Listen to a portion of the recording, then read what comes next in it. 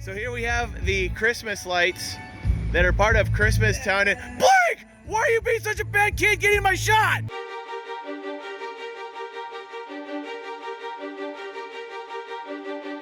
I'm Gary, and this is Coasting with Culture, which is all about combining theme park visits and riding roller coasters with various cultural experiences around the world. As the weekend of Velocistumble continued, there was another tailgate and more time to spend at the Universal Resort to wrap up the event. But the fun continued for many of those who attended with a day of some great coasters at Busch Gardens in Tampa before many folks began their journey back home.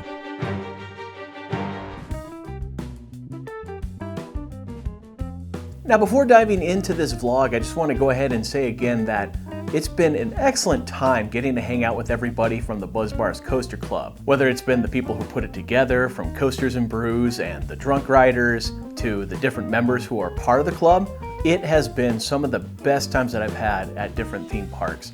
And I would strongly suggest that if you're interested in taking part of it, take a look at some of the great videos that Allison has put together, whether it was from the Velocistumble weekend, or a video that takes a look back to the whole year of Buzz Bars. They are an excellent glance into what you could expect by taking part of a Buzz Bars event. And honestly, the biggest part about Buzz Bars is that you get to hang out with some phenomenal people. I can't tell you how much I've enjoyed getting to meet new people with each of these events. Everybody who's been a part of it has just generally been really cool. Well, most everybody. There was one exception. Blake. At first glance, he seems like your average wholesome teenager, but the thing though is that when you see him for an extended period of time, as I did during the Velocistumble weekend, you will learn that Blake's a bad kid. Unfortunately, I didn't get a chance to document many of the things that he did wrong, with one notable exception. That are part of Christmas Town. And Blake, why are you being such a bad kid getting my shot? And if you really want to get a sense of just how terrible this kid is, here are some of his biggest offenses from the weekend.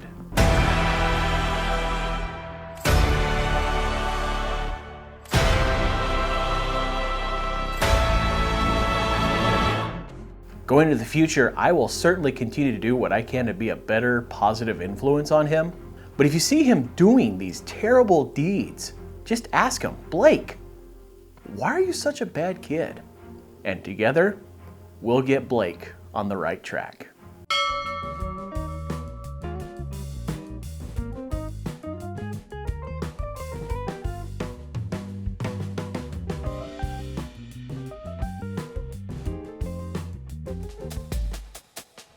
After the first day at the Universal Resort, many Buzz Bar members made their way over to Fun Spot Kissimmee for the weekend's other tailgate.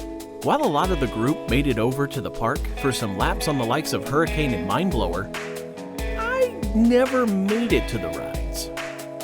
Let's just say there was still plenty of beer left from the night before, and I might have had a few of them. Not that it affected me or anything like that. It was a good night.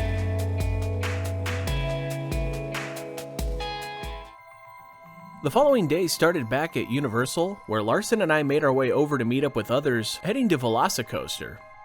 After a quick breakfast of champions, of course.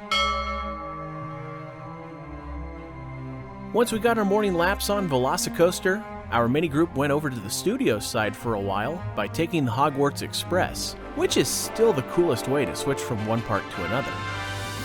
While over on the studio side, we enjoyed a few different attractions, including a lap on the soon-to-be refurbished Mummy and a shameless credit for many with Woody Woodpecker's Nut House Coaster.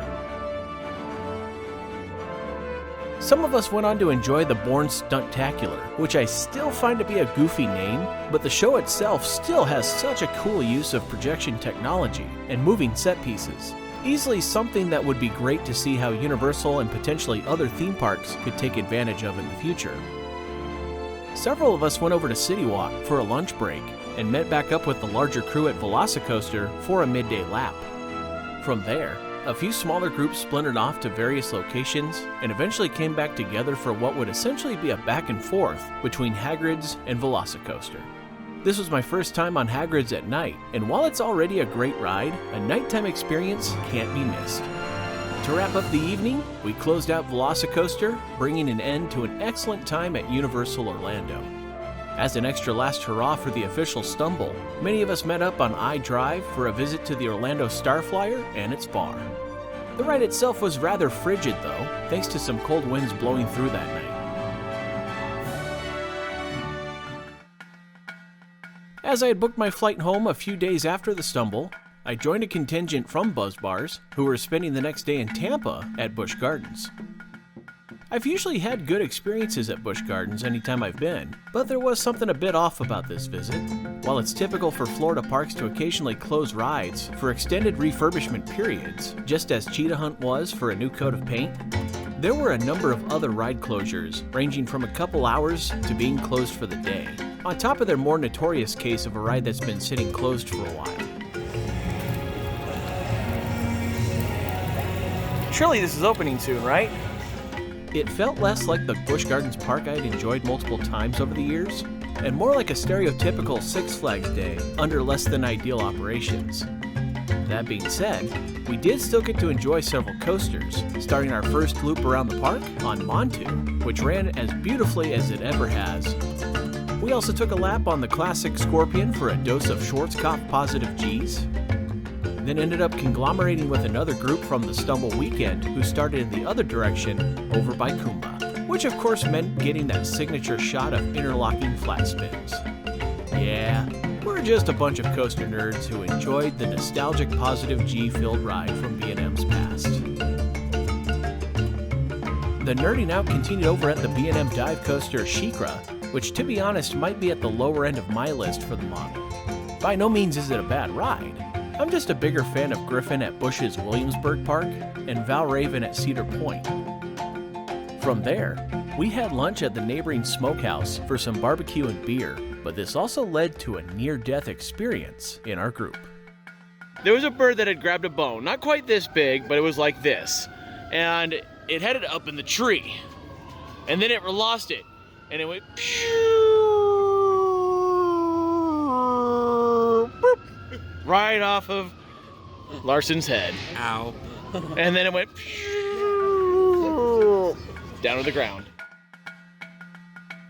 After a lap on Tigress and Air Grover, we found our way back over to find an open Cobra's Curse, which had been closed when we arrived, and would begin our second lap around the park.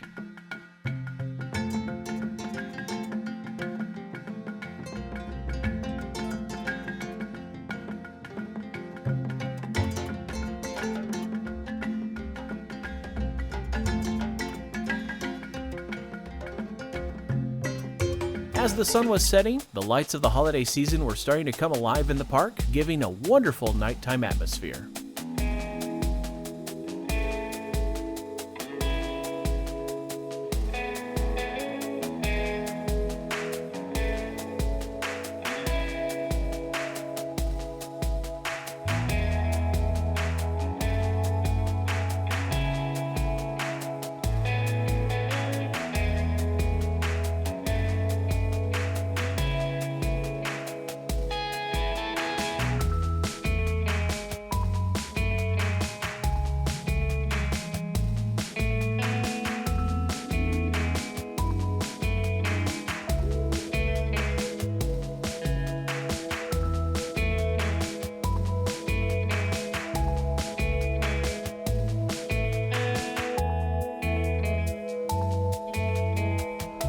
To wrap up the day at Busch Gardens, we went back over for a few more laps on Montu. Even with the disappointment of multiple ride closures, we still managed to have an enjoyable day.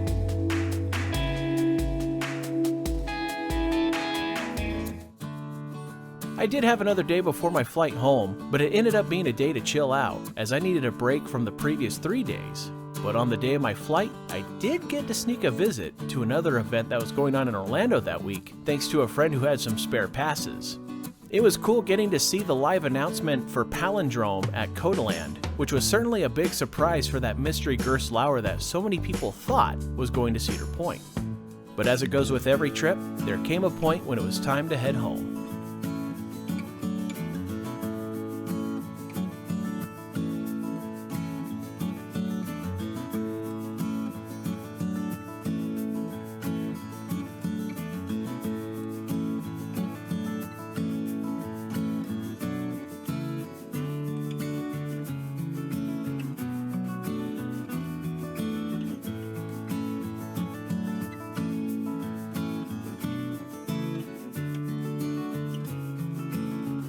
And with that, I had successfully stumbled back home from the stumble.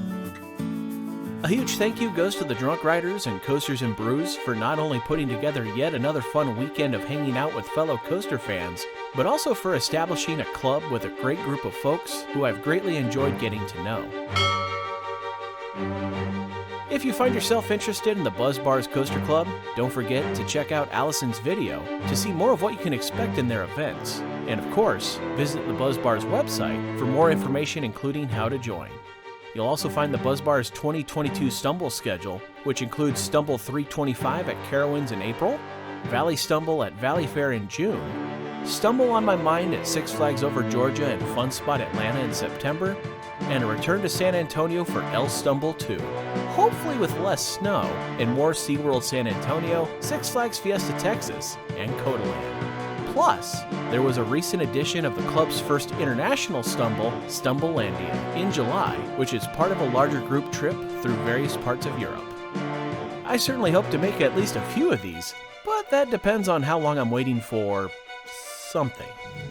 Surely this thing has to open soon, right? Thank you for watching this Coasting with Culture video. If you enjoyed it, please give it a thumbs up and click the subscribe button below to see future videos here on YouTube, like these ones which you may enjoy as well. Additional content can be found at coastingwithculture.com, and you can also follow Coasting with Culture on Facebook, Instagram, and Twitter for announcements, previews, and updates. Thanks again for watching, and until next time, take care and safe travels.